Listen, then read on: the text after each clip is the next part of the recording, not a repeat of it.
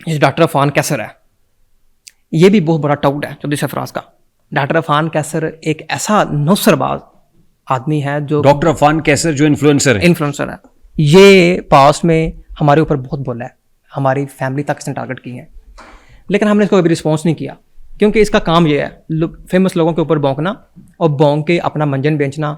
और इसकी हर वीडियो आप देखेंगे ना, इस्लामी टच डालना, लोगों को मैनिपुलेट करना और कहना हाँ हाँ वाह वाह वाह वाह वाह। डक्की की जब ये चौधरी सरफराज से मिलने जाता है डॉक्टर अफान कैसर, ये उनका पॉडकास्ट करता है और उसके दौरान कहता है कि डक्की ने तो लिहाजरा ले आओ, डक्की ने तो जरा ले आओ।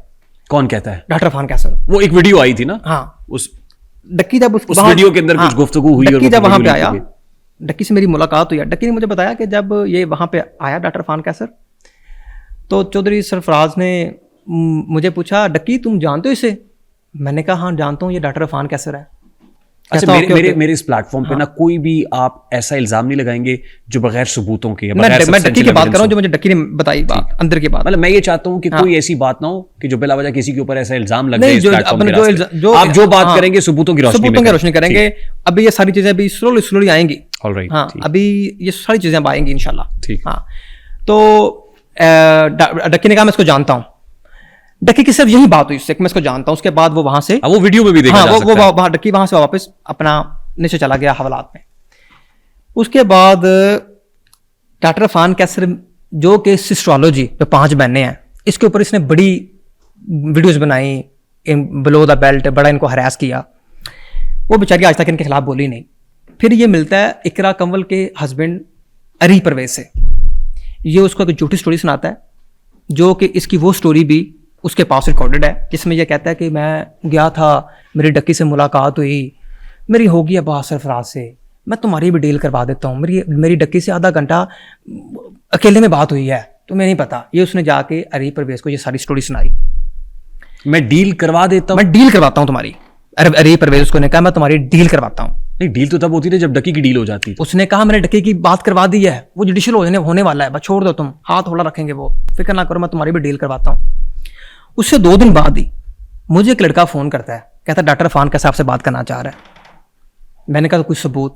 उसने मुझे कहा कि मेरे पास उसने कुछ मैसेज भेजे हैं 1 टाइम, उसने वो रिकॉर्ड करके मुझे सुनाए, जिसमें वो ये इंटेंशन शो करता है कि मैं नदीम नानी वाले की भी डील करवाता हूँ।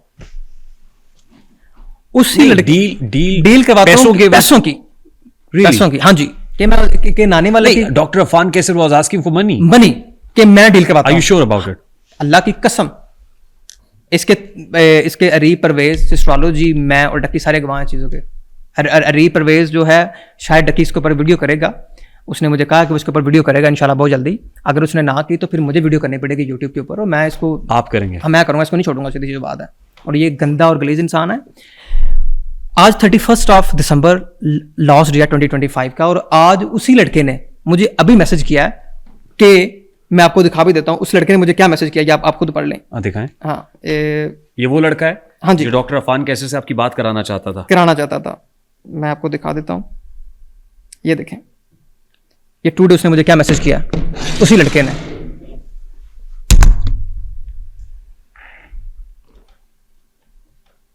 अस्सलाम वालेकुम, आपके इंटरव्यू के बाद डॉक्टर अफान ब्लॉक कर गया मुझे। अच्छा, हाँ जी। तबीयत कैसी है आपकी, ठीक है आप? अच्छा, ये डॉक्टर अफान, मैं अब ये नाम नहीं ले रहा, हाँ, जिसने आप मैसेज किया हुआ है, क्योंकि इसको जिन साहब ने मैसेज किया उनको भी मैं बड़े अच्छे तरीके से जानते हैं। जी, मैं जानता हूँ। इनसे भी आप कंफर्म कर सकते हैं, इनसे भी राब्ता किया था उन्होंने, इसी के थ्रू से मुझे डील भिजवाई, इसी लड़के के थ्रू से मुझे डील भिजवाई। All right. हाँ जी। और वो कहते हैं कि आपने जो इंटरव्यू डॉक्टर अफान कैसर से 2 दिन पहले जो मैंने, उसके बाद इस लड़के को उसने ब्लॉक कर दिया, मैसेज कुछ जो भी इसको कन्वे किया उसने मैसेज ब्लॉक कर दिया। व्हाट रीजन, क्यों ब्लॉक क्यों किया? आई डोंट नो, क्योंकि उसको ये शायद ये पता चल चुका है कि जो डॉक्टर अफान कैसर ने इस लड़के को बातें की डील शील वाली, जो उसको मैसेज किए, वो उसको ये था कि उसने मुझे तो वो चीज़ें फॉरवर्ड नहीं की। उसको ये लगता है कि उसने ये चीज़ें मुझे फॉरवर्ड की हैं, इसलिए उसने ब्लॉक कर दिया। लेकिन फॉरवर्ड हो चुकी हैं। हाँ, फॉरवर्ड हो चुकी हैं। आपके पास एविडेंस? वीडियो आएगी इंशाल्लाह, आप देखेंगे। ये डक्की की नहीं वीडियो आएगी तो मेरी वीडियो जरूर आएगी। तो ये ऐसा बंदा है जो इस्लामिक टच डाल के बड़े लोगों पे बात करता है और फिर अपना मंजन बेचता है। अभी इसकी एक पर्सनल लाइफ है, मैं वहां पे बात कभी नहीं करूंगा, हालांकि इसने मेरी पर्सनल लाइफ पे बात की हुई है क्योंकि मैं ख़ानदानी आदमी हूँ, मैं किसी की माँ बहन बेटी को अपनी माँ बहन बेटी समझता हूँ, और मैं इतना कोई गंदा आदमी नहीं कि मैं किसी की वाइफ या किसी की बहन या किसी की माँ के ऊपर बोलूँ। डॉक्टर इरफान कैसर, खुदा ना करे किसी दिन इसका मेरा आमना सामना हो जाए, शायद उस दिन मैं इसे नहीं छोड़ूंगा। मैं ऑन द रिकॉर्ड कहता हूँ, ये ऐसा गंदा आदमी है कि मैं इसको नहीं छोड़ूंगा। ये मैं ऑन द रिकॉर्ड कहता हूँ, और मैं चाहता हूँ कि मेरी बातों का जवाब दे। ये बातों का जवाब नहीं भी देगा, उसको जवाब देना पड़ेगा। बहुत ज्यादा गुस्से में आप डॉक्टर इरफान कैसर को लेके। ऑल्दो डॉक्टर इरफान कैसर हमारे पास भी यहाँ पे पॉडकास्ट इसने लीना आमिर के ऊपर बड़ी बातें की, हालांकि वो बड़ा इररिलेवेंट टॉपिक है मेरे लिए। इसने उस बेचारी को बड़ा हरास किया, उसके बारे में बड़ी बातें की। तो अच्छा, मैं आपको एक चीज बता देना चाहता हूँ कि मेरे पास आए थे यहाँ पॉडकास्ट के लिए, लेकिन उसके बाद जब वो गए तो उसके बाद मेरे लिए भी बहुत इररिलेवेंट हो गए। वो इसलिए इररिलेवेंट हो गए कि पब्लिकली जाके बहुत सारी ऐसी बातें की जो बहुत आउट ऑफ कॉन्टेक्स्ट थी। हमारी इवन कोऑर्डिनेटर बच्ची है, उसके मैसेजेस तक पब्लिक कर दिए। हमें बहुत फेम का सबसे बड़ा बुक, मतलब मैं उस पर कमेंट ही नहीं करना चाहता। और भी बहुत सारी ऐसी बातें की जिसपे मैं कमेंट करना ही नहीं चाहता। मैं तो कहता हूं कि अगर पाकिस्तान में जो सबसे ज्यादा जो लानतें हैं ना, वो एक इसके ऊपर और एक दूसरा बंदा है जिसका मैं अभी नाम नहीं ले सकता, उसके ऊपर डालनी चाहिए। वो कौन है? वो भी एक बंदा है जो आप बात कर रहे थे कि जब डक्की ने वीडियो डाली, उसने कहा कि अगर ज़िंदगी में मुश्किल वक्त आता है ना, तो आपको आपकी फैमिली बचाती है, और एक बिग ब्रदर आता है, वो शैडो में काम करता है, वो आपकी फैमिली को कुछ होने नहीं देता, ये नहीं करता, वो नहीं करता। मैंने उसकी सारी वीडियो देखी। उसकी वीडियो को देखने के बाद मुझे बड़ा हर्ट हुआ। मैं डक्की की वीडियो बहुत हर्ट हुआ। मैंने कहा कि ज़िंदगी में ये भी एक्सपीरियंस मिल चुका है इस वीडियो को देखने के बाद कि किसी के लिए ज़्यादा अच्छा होना भी दुख है। दुख होता है जब आप किसी के ज़्यादा इतना अच्छा, किसी के लिए बहुत कुछ करते हैं ना, तो ये भी एक दुख ही है कि जब आपको वो इग्नोर ही कर दे। हाँ, डक्की ने आपका नाम नहीं लिया। हाँ, मैंने उसकी वीडियो के नीचे कमेंट किया कि Ducky I am with you, तो नीचे लोगों ने मुझे ये कमेंट रिप्लाई किया कि अब क्यों आए हो। तो मैं लोगों को बता दूं कि आज ऐसी बातें बताने लगा हूं कि मैं चाहूंगा कि डक्की भी उस बंदे का नाम ले। अगर डक्की ने उस बंदे का नाम ना लिया तो शायद मैं अपनी यूट्यूब वीडियो में उस बंदे का नाम लूंगा। डक्की को जब डिटेन किया गया, सबसे पहले उसको कॉल मैंने की एनसीसी के अंदर। मैंने कहा ब्रेव रहना। दूसरी कॉल फिर मैंने की उसको, मैंने कहा ब्रेव रहना। सुबह संडे वाले दिन उसको पेश किया गया जज साहब की अदालत में। मैंने उसकी वाइफ से कांटेक्ट किया, मैंने कहा बहन डक्की को 12:30 बजे पेश करें, फटाफट पहुंचो वकील के साथ। कहती नदीम मुझे नहीं पता, मेरे पास मैं कहाँ से वकील, मुझे नहीं इन चीज़ों का हमें नहीं पता। मैंने अपने दोस्त से कांटेक्ट किया, हमने जिनका नाम मोइज़ भाई है, हमने एक वकील अरेंज किया, जैन कुरैशी। हमने वो बंदा अपनी तरफ से वहाँ पेश किया, कॉम्पिटेंट वकील है FIA का। तो इनकी वाइफ को मैंने वहाँ भेजा फैमिली के साथ। 3 दिन का रिमांड मिला। दूसरा वकील किया मैंने। दिन में घंटों डिस्कशन चल रही है, डक्की से बात चल रही है। उसी दौरान जो मैं 7 साल डक्की के साथ रहा हूँ, अभी एक रिसेंटली एक लड़का, आप उसको जानते हैं, अभी नाम नहीं इसका ले रहा, वो डक्की के क्लोज आना शुरू हो गया। इवन कि वो डक्की कितना क्लोज आ गया कि डक्की की वाइफ की भी बात उससे, यानी कि उसने नंबर एक्सचेंज कर दिया कि कोई प्रॉब्लम हो तो उसको बता देना। मैंने डक्की को समझाना शुरू किया कि ये बंदा जो है ना, ये नौसरबाज है, इससे दूर रहो। डक्की मेरी बातों को सीरियस नहीं लेता। डक्की उसको बहुत ज़्यादा, मैंने डक्की को जब भी कहना ना कि यार तुम इससे क्यों मिले हो, तो उसने कहना कि यार वो मेरा ये दिस एंड दैट।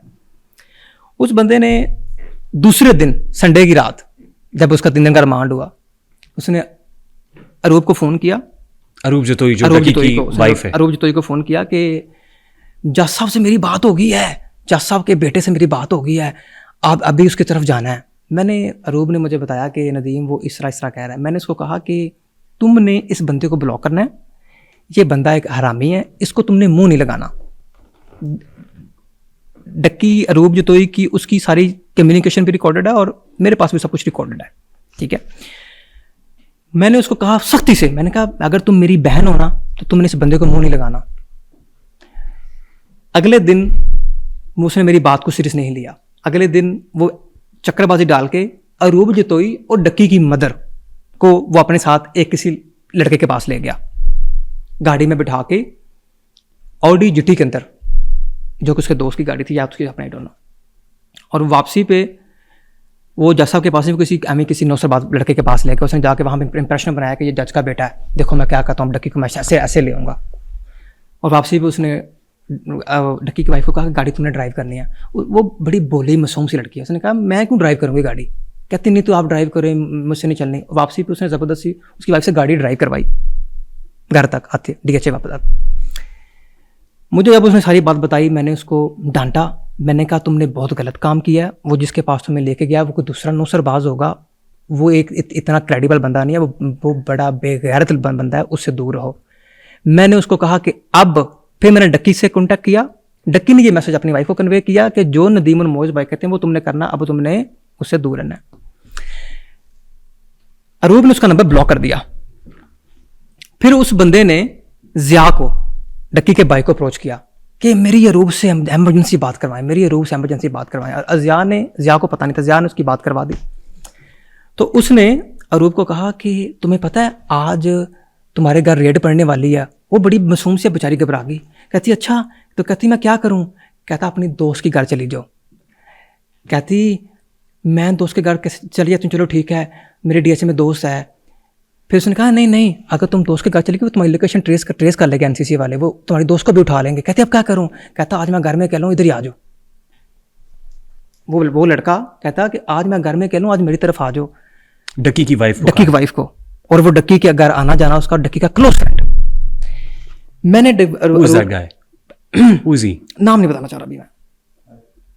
उसके बाद मुझे अरूब ने फ़ोन किया, कोई तकरीबन समझे 16 फ़ोन किए, मैं सब सोया हुआ था। जब मैं उठा तो वो मेरे उस कॉल में, मेरे मोइज भाई भी कॉन्फ्रेंस कॉल में थे, वो रो रही थी। मैंने कहा हुआ क्या है, कहती नदीम तुम ठीक कहते थे, तुम्हें पता क्या हुआ है। मैंने कहा क्या हुआ है, कहती उसने ये हरकत की है।